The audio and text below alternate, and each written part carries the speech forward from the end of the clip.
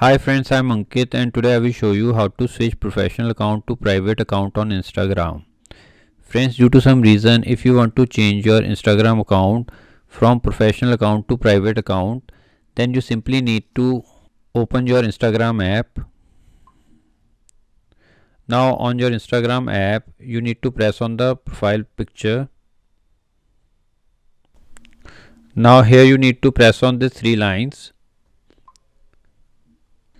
Now here in setting and activity, you need to scroll it little down. Now here press on creator tools and controls. Now under creator you will find the option switch account type. Press on it.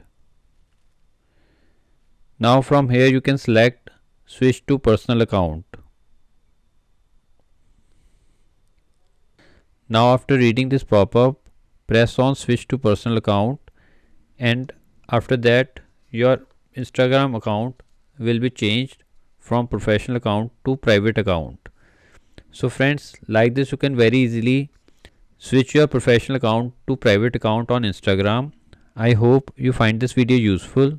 If you like the video, then press on like button and don't forget to subscribe our channel and press on bell icon to receive email notifications free of cost.